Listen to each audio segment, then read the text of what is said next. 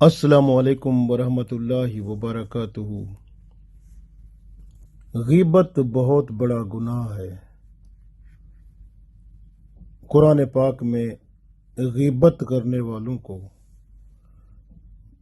مردہ بھائی کے گوشت کھانے والا کہا گیا ہے۔ رسول اللہ صلی اللہ علیہ وآلہ وسلم نے فرمایا، غیبت زنا سے بھی بدتر ہے۔ زنا والے کی تو توبہ قبول کر لی جاتی ہے، لیکن غیبت کرنے والے کی توبہ قبول نہیں ہوتی جب تک وہ شخص جس کی غیبت کی گئی ہے وہ معاف نہ کرے۔ رسول اللہ صلی اللہ علیہ وسلم فرماتے ہیں کہ معراج کی شب میرا گزر ایسی جماعت پر ہوا جو اپنے منہ کا گوشت ناخن سے نوچ رہے تھے۔ مجھے بتایا گیا کہ یہ وہ لوگ ہیں جو دوسروں کی غیبت کرتے تھے۔ غیبت کیا ہوتی ہے؟ یعنی کسی کے غائب ہونے پر اس کی کوئی بات کرنا جو اس کے لیے ناگوار ہو، غیبت کہلاتی ہے۔ حضرت سلمان بن جابر رضی اللہ تعالی عنہ نے رسول اللہ صلی اللہ علیہ وسلم سے عرض کیا کہ مجھے ایسی چیز سکھلائیں جو میری دستگیری کرے۔ رسول اللہ صلی اللہ علیہ وسلم نے فرمایا، خیر کو ترک مت کر، خواہ وہ اتنی کم ہی کیوں نہ ہو جیسے تم اپنے ڈول سے کسی کے برتن میں پانی ڈال دو، اور مسلمان بھائی کے ساتھ کشادہ پیشانی سے پیش آؤ، اور جب لوگ تمہارے پاس سے ملاقات کے بعد جائیں تو ان کی غیبت نہ کرو۔ حضرت موسیٰ علیہ السلام پر اللہ تعالیٰ نے وحی نازل فرمائی کہ جو غیبت سے توبہ کر کے مرے گا وہ سب سے آخر میں جنت میں داخل ہوگا، اور اگر بغیر توبہ کے مر جائے گا تو سب سے پہلے دوزخ میں جائے گا۔ دوزخ میں جانے والوں میں سب سے آگے وہ ہوگا۔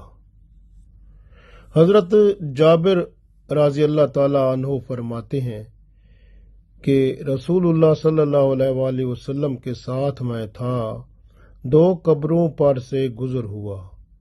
آپ صلی اللہ علیہ وآلہ وسلم نے فرمایا کہ دونوں پر عذاب ہو رہا ہے۔ ان میں سے ایک شخص غیبت کرتا تھا اور دوسرا پیشاب کے بعد خود کو پاک نہیں کرتا تھا، یعنی پیشاب کے قطروں سے اپنے آپ کو نہ بچاتا تھا۔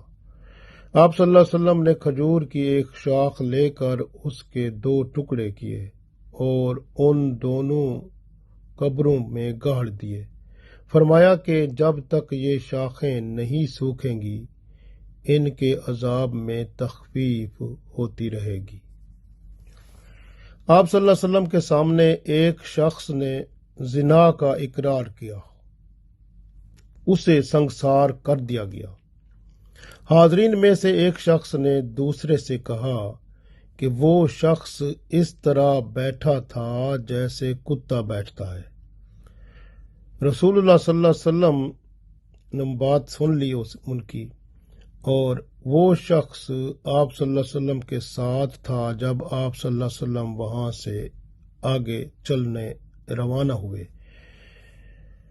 تو راستے میں ایک مردار مری ہوئی کوئی چیز پڑی تھی۔ رسول اللہ صلی اللہ علیہ وسلم نے غیبت کرنے والے سے کہا کہ اسے کھاؤ۔ اس نے عرض کیا کہ مردار کو کیسے کھاؤں؟ آپ صلی اللہ علیہ وسلم نے فرمایا، جو تم نے اپنے بھائی کا گوشت کھایا وہ اس مردار سے بھی بدتر تھا اور گندا تھا، اور فرمایا غیبت سننا بھی گناہ میں شرکت کرنا ہے۔ جو غیبت کر رہا ہوتا ہے وہ تو گناہ کر رہا ہوتا ہے نا، اور جو کوئی سن رہا ہوتا ہے تو وہ بھی اس گناہ میں برابر کا شریک ہوتا ہے۔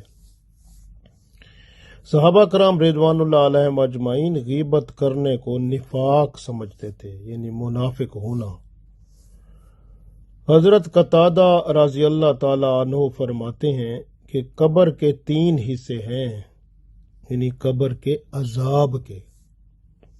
قبر میں عذاب 3 وجہ سے ہوتا ہے۔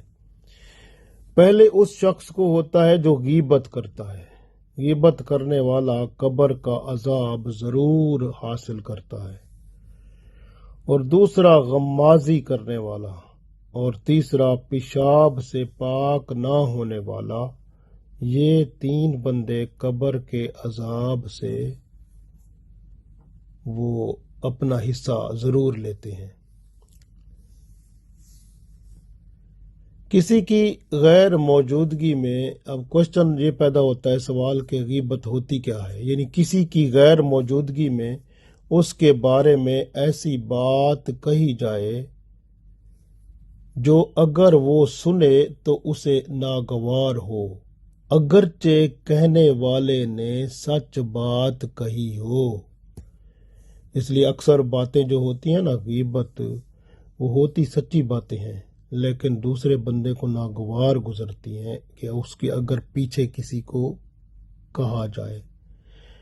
غیبت ہوتی ہی سچی بات ہے، لیکن وہ اس کی غائب ہونے پر کی جاتی ہے، اس لیے اس کو غیبت کہتے ہیں۔ غائب ہونے پر بندہ موجود نہیں ہوتا، اس کی بات پیچھے کسی کو کہی جاتی ہے، اگر وہ اس کو سنے تو اس کو ناگوار گزرے، وہ پریشان ہو جائے، اس کو اچھا نہ سمجھے، تو یہ غیبت ہوتی ہے۔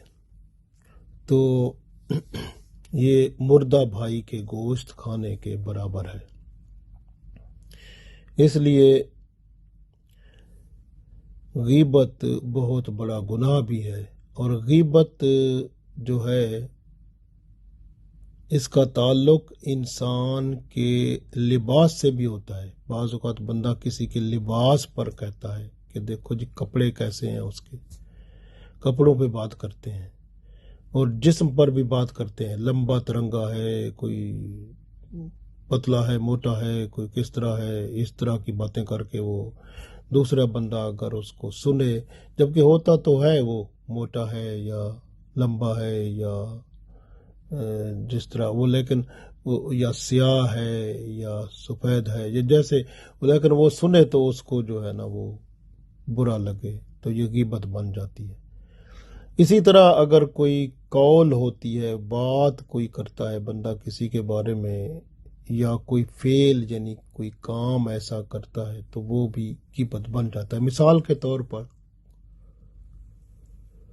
کسی کے اخلاق کے بارے میں کہا جائے، مثلاً وہ بدتمیز ہے، متکبر ہے، مغرور ہے، بزدل ہے، کمزور ہے، اس طرح کی باتیں بھی غیبت ہوتی ہیں۔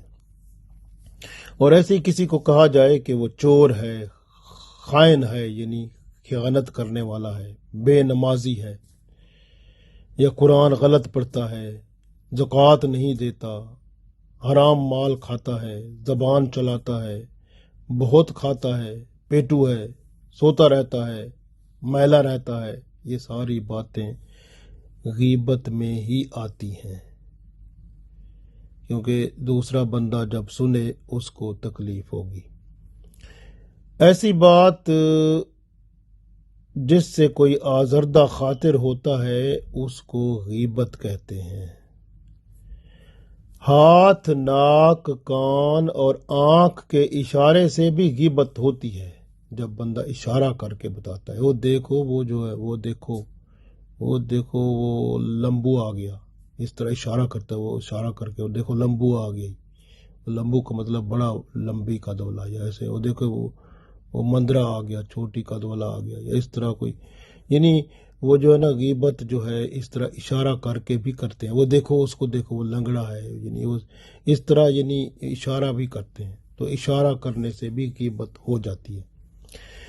غیبت کا سننا بھی ایسا ہی ہے جیسے غیبت کرنا ہے، وہ بھی گناہ ہی ہے، تو اس لیے بچنا چاہیے۔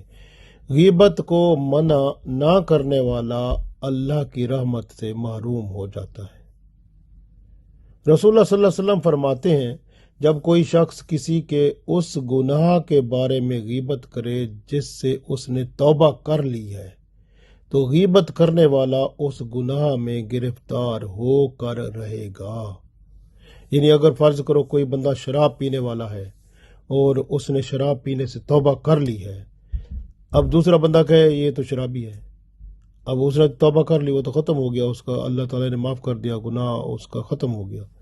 اب جس بندے نے غیبت کی نا، کسی کو کہا یہ شرابی ہے، اب یہ زندگی میں کسی وقت بھی شراب ضرور پیے گا، اس کے اوپر یہ مصیبت پڑے گی۔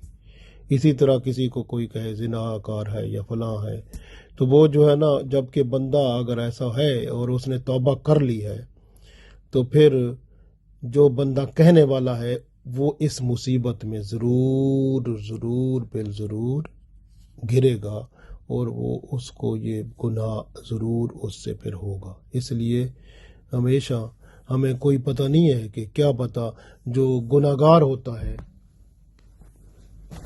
یا جو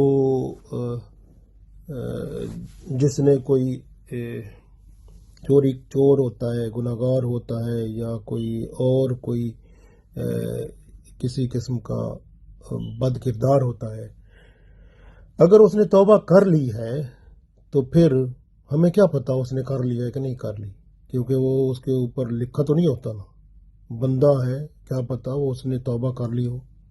تو اس لیے اگر ہم کہیں گے تو پھر وہ جو جس مصیبت میں وہ گرفتار تھا وہ ہمارے اوپر بھی آئے گی۔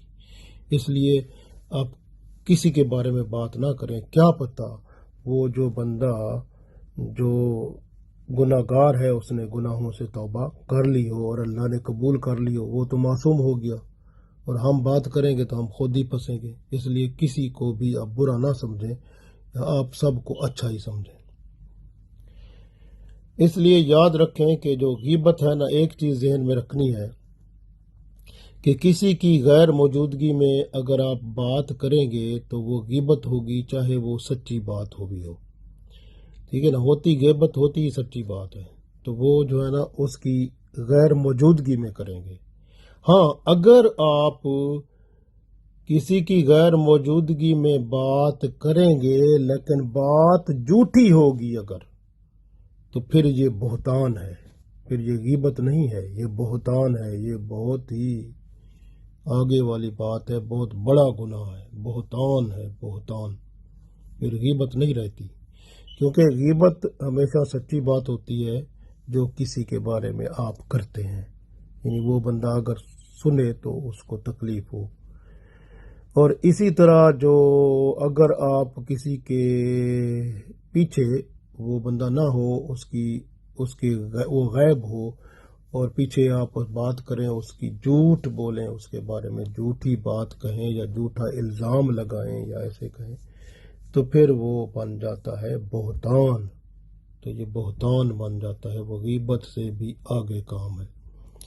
ایسی ہر بات جس سے برائی ظاہر ہوتی ہو، خواہ اس کا تعلق اس کے لباس، جسم یا قول و فعل کے بارے میں ہو، تو وہ بھی غیبت ہوتی ہے۔ جیسے کسی کو کہے کہ تو کالا کلوٹا ہے، کانا ہے، اس طرح کی باتیں، تو یا کسی کو کہتا ہے کہ بندہ تو جولائی کی اولاد ہے، فلاں ہے، اس طرح کی باتیں، یہ سب غیبت میں نہیں آتی بلکہ یہ بہتان میں چلی جاتی ہیں، کیونکہ کسی کو آپ وہ بات کہہ رہے ہیں جو وہ اصل نہیں ہے، لیکن آپ نے اس کو کہہ دیا کہ جو لائے کا بیٹا ہے، یا بھائی اس طرح تو کانا تھا، تو اندھا تھا، اس طرح بھی کہتے ہیں نا، تو پھر اس طرح یہ نہیں کہنا چاہیے، تو یہ پھر بہتان بن جاتا ہے، بہت بڑا گناہ ہو جاتا ہے۔ کسی کو کہتے ہیں بد زبان ہے، تو بھائی متکبر ہے، بزدل ہے، کمزور ہے، فلاں ہے، تو اس طرح کی باتیں جو ہے نا وہ پھر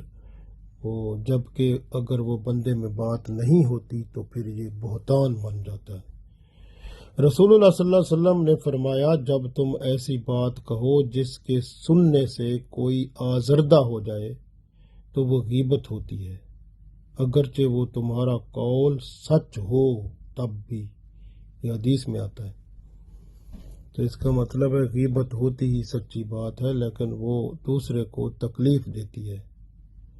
حضرت عائشہ رضی اللہ تعالی عنہا فرماتی ہیں، میں نے ایک عورت کے بارے میں کہا کہ وہ چھوٹے قد کی ہے، تو آپ صلی اللہ علیہ وسلم نے فرمایا تم نے غیبت کی ہے، تھوک دو۔ جب تھوکا تو منہ سے سیاہ خون کا لوتھڑا نکلا۔ تو غیبت تو گناہ ہوتا ہی ہے نا۔ اسی طرح سے یاد رکھیں غیبت کرنا بہت بڑا گناہ ہے، اس سے جتنا ہو سکتا ہے بچیں۔ اسی طرح سے اگر کوئی فاسق ہے، شرابی ہے، بے نمازی ہے کوئی، تو اس کو آپ برا نہ کہو، کیا پتا اس نے توبہ کر لی ہے یا اللہ تعالیٰ نے اس کے عیب پر پردہ ڈال رکھا ہے تو آپ اس کو کھول رہے ہو۔ آج اگر کسی کے عیب ڈھکو گے تو قیامت کے دن اللہ تعالیٰ آپ کے عیب چھپا لے گا۔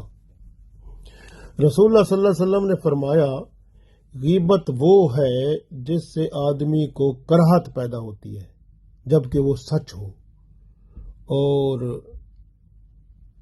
ان باتوں کے کہنے کا فائدہ بھی کچھ نہیں تو نہ کہو، یعنی اگر کسی بات کے کہنے کا فائدہ نہیں ہے تو خام خواہ بات نہ کہو، وہ بھی فضول بات کرنا بھی گناہ ہے۔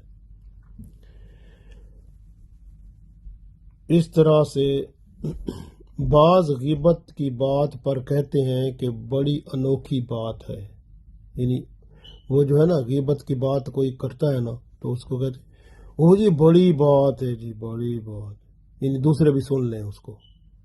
اسی طرح بعض جو ہے نا وہ بعض کوئی غیبت کرتا ہے نا تو وہ دوسرا بندے جو بیٹھے ہوتے ہیں کوئی، وہ کہتے ہیں جی بڑا دکھ ہوا جی، بڑا رنج ہوا جی، اس بات سے بڑا رنج ہوا، دکھ ہوا، لیکن مطلب یہ ہوتا ہے دوسرے بھی سن لیں۔ تو یہ غیبت کو بڑھانے والی باتیں ہیں، یہ گناہ گار ہوتے ہیں۔ اسی طرح بعض لوگ ہوتے ہیں کہ وہ کسی کے بارے میں جبکہ وہ گناہ گار ہو، کوئی فاسق ہے، کوئی چور ہے، کوئی کس طرح، تو اس کا ذکر کیا جاتا ہے تو پھر وہ دوسرے کہتے ہیں او جی توبہ کر لے، اللہ اس کو توبہ کی توفیق دے۔ اب دوسرے پھر سوال کریں وہ کس کو کہہ رہے ہیں، یہ وہ فلاں کو، بھائی اس کا مطلب ہے وہ اس طرح جو بات کر رہا ہے نا کہ اس کو اللہ توبہ کی توفیق دے، وہ گویا وہ ہو سکتا ہے کہ وہ دل میں یہ سوچ کے کہہ رہا ہے کہ جو ہے نا دوسرے بھی سن لیں اس کو، تو اس لیے جو ہے نا اگر توبہ کی توفیق کا کہنا ہے تو دل میں کہہ دو، زبان سے نہ کہو سب کے سامنے۔ تو اس طرح ورنہ جو ہے نا یہ بھی ظاہری طور پر یہ ہوگا کہ آپ ایک قسم کی غیبت کر رہے ہیں یا بہتان باندھ رہے ہیں۔ اس لیے جو ہے نا بعض بندے جو ہے نا وہ کبھی کسی کی غیبت کرتے ہیں نا تو وہ تھوڑی بہت بات کرتے ہیں پھر اس کو کہتے ہیں چپ ہو جا، چپ ہو جا، چپ ہو جا، چپ کر، بس بس بس بس بس، وہ اس طرح کہتے ہیں۔ یعنی مقصد یہ ہوتا ہے کہ وہ سسپینس کریٹ کرتے ہیں تاکہ جو دوسرا بندہ ہے نا وہ اس کا اور جستجو سے بات کو سنے، غیبت کو یا چغلی کو یا بہتان کو یا کسی کو ننگا کرتے ہیں نا، مطلب بے حیا جو ہے، دیکھیں نا اب کسی کو ننگا کرنا یہی ہوتا ہے نا کہ اس کے اوپر بہتان باندھنا، الزام لگانا اس کو، یہ سارا، تو یہ پھر جو ہے نا تو کیا کرتے ہیں دوسرے کو کہتے ہیں چپ ہو جا چپ، یعنی اس کا مطلب ہے وہ اگلے بندے اس کے بارے میں زیادہ سنیں اور یہ غیبت اور چغلی بہتان یا اس کے جو عیب ہیں وہ دوسروں کے سامنے زیادہ کھلیں اور اس طرح وہ خراب ہو۔ تو یہ الٹا تھوڑا گناہ نہیں ہے، یہ کئی گناہ ایک، یعنی جس طرح گناہ کو گناہوں سے ضرب دیتے جاؤ تو اس طرح بڑھتا جاتا ہے گناہ، اس طرح کے گناہ بن جاتے ہیں۔ تو اس لیے ذرا اپنے آپ کو بچایا کریں کہ ایسے جو ہے نا وہ نہ کیا کریں۔ اور بعض اوقات جیسے میں نے کہا نا کہ وہ غیبت کرنے والے جو ہوتے ہیں تو وہ اس کو بعض اوقات کہتے ہیں کہ تو چپ ہو جا، چپ ہو جا، چپ ہو جا، نہ کر، گناہ ہوتا ہے۔ غیبت بہت بڑا گناہ ہے، زنا سے بڑھ کر گناہ ہے۔ بچائیں اپنے آپ کو جتنا بچا سکتے ہیں، کیونکہ ایک روز حضرت ابوبکر صدیق رضی اللہ تعالیٰ عنہ اور حضرت عمر فاروق رضی اللہ تعالیٰ عنہ کہیں جا رہے تھے۔ ایک نے دوسرے سے کہا کہ فلاں شخص بہت سوتا ہے۔ جب دونوں رسول اللہ صلی اللہ علیہ وسلم کی خدمت میں حاضر ہوئے اور کھانا کھانے بیٹھے تو ان حضرات نے سالن طلب کیا۔ رسول اللہ صلی اللہ علیہ وسلم نے فرمایا کہ تم تو کھانا کھا چکے۔ انہیں پتہ نہ چلا یہ کیا راز ہے۔ رسول اللہ صلی اللہ علیہ وسلم نے فرمایا کہ تم نے اپنے بھائی کا گوشت کھا لیا ہے۔ آپ صلی اللہ علیہ وسلم نے دونوں حضرات کو یعنی حضرت ابوبکر صدیق رضی اللہ تعالیٰ عنہ اور حضرت عمر فاروق رضی اللہ تعالیٰ عنہ دونوں کو شریک کیا، کیونکہ ایک نے کہا تھا دوسرے نے سنا تھا۔ تو گویا سننا اور کہنا، پھر دیکھیں کتنا یہ چھوٹی سی بات تھی کہ فلاں شخص بہت سوتا ہے، یہی بات کی تھی۔ اب ایک صحابی نے کی، دوسرے صحابی نے سنی، تو دونوں مبتلا ہو گئے اس میں، اور رسول اللہ صلی اللہ علیہ وسلم نے ان کی جواب طلبی کر لی۔ دیکھیں تو اس لیے جو ہے یہ غیبت بہت بڑا گناہ ہے۔ زبان کو چوپی رکھے تو زیادہ بہتر ہے، جو ضرورت کی بات ہے وہ کریں، ورنہ خاموشی بہتر ہے۔ جب کسی مسلمان کی غیبت کی جائے اور سننے والا اس کی حمایت نہ کرے اور اسے چھوڑ دے یعنی منع نہ کرے تو اللہ تعالیٰ بھی اس کو چھوڑ دیتا ہے۔ تو اسی طرح سے بعض لوگ ہوتے ہیں دل سے غیبت کرتے ہیں، دل سے غیبت کیا ہوتی ہے کہ کسی کے بارے میں دل میں خیال رکھنا، دل میں بھی خیال نہیں رکھنا چاہیے۔ دل میں خیال رکھنا کسی کے بارے میں اس کو کہتے ہیں بدگمانی۔ بدگمانی دل کی غیبت ہوتی ہے۔ اس لیے کسی کو برا کام کرتے ہوئے دیکھیں اور دل میں برا خیال لائیں، کیا پتہ وہ برا کام اگر ہو گیا ہے تو اس کو شرمندہ ہو کر وہ توبہ کر لے، اللہ معاف کر دے، اور آپ دل میں اس کے بارے میں برا خیال رکھ کر بدگمانی رکھ کر پھرتے رہیں تو پھر آپ گناہ گار تو پھر ہوں گے نا۔ سورہ حجرات میں بھی اللہ تعالیٰ نے جو بدگمانی ہے اس کو حرام قرار دیا ہے، اور یہ اس کو دل کی غیبت کہا گیا ہے۔ دل جو ہے غیبت زدہ ہو جاتا ہے، اور پھر ایسا دل جس کے اندر بدگمانی کسی کی ہوتی ہے اس میں اللہ کی یاد آنا بند ہو جاتی ہے، پھر اللہ تعالیٰ کی ناراضگی ہوتی ہے اس دل پر، جو ہے وہ دل ذکر الہی کی طرف نہیں آتا۔ پھر رسول اللہ صلی اللہ علیہ وسلم فرماتے ہیں کہ اللہ تعالیٰ نے مسلمان کا خون، اس کا مال، اس سے اور ان سے بدگمانی، ان تینوں کو حرام قرار دیا ہے۔ یعنی خون بھی نہیں کر سکتے، قتل کرنا حرام ہے مسلمان کا، اس کا مسلمان کا مال بھی چوری کر کے لینا حرام ہے، اجازت سے لیں تو اچھی بات ہے۔ اسی طرح بدگمانی مسلمان کی کرنا وہ بھی حرام ہے۔ اور جو بات کسی کے دل میں آئے اس پر یقین نہ ہو تو آپ دیکھیں نا، بعض اوقات بہت ساری باتیں دل میں بندے کے آتی ہیں اور شیطان ڈالتا ہے، اور اگر بندہ اس پر یقین رکھ لے تو بس پھر گیا، ایمان سے بھی گیا، پھر اللہ کی ناراضگی ہوئی، گناہ اور بدگمانی پیدا ہو گئی تو دل میں اللہ کی یاد بھی نہیں ہوگی۔ پھر رسول اللہ صلی اللہ علیہ وسلم نے فرمایا کہ مومن گمان بد سے خالی نہ ہوگا، کیونکہ اس کی سلامتی اس میں ہے کہ اپنے دل میں خیال نہ کرے، اور جب تک احتمال کی گنجائش ہو تو نیک گمان کو دل میں جگہ دے۔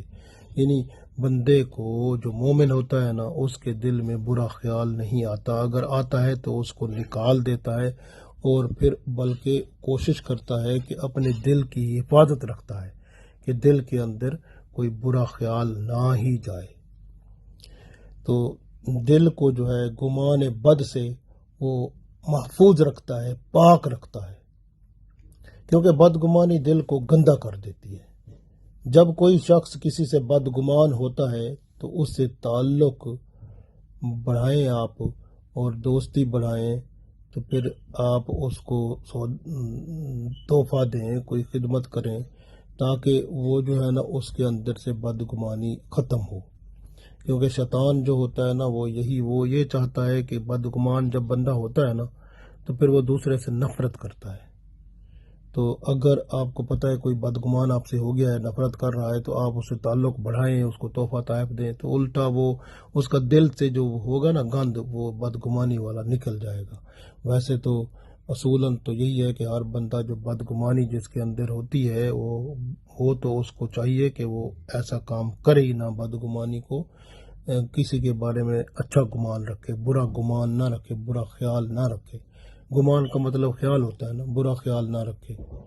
اس لیے جو ہے نا، اگر آپ کسی کو کسی کے بارے میں سمجھانا چاہتے ہیں، نصیحت کرنا چاہتے ہیں، تو آپ کا حق ہے نصیحت کرنے کے لیے آپ پھر اس کو علیحدگی میں نصیحت کریں، سب سے علیحدہ، یہ بہتر عمل ہوتا ہے۔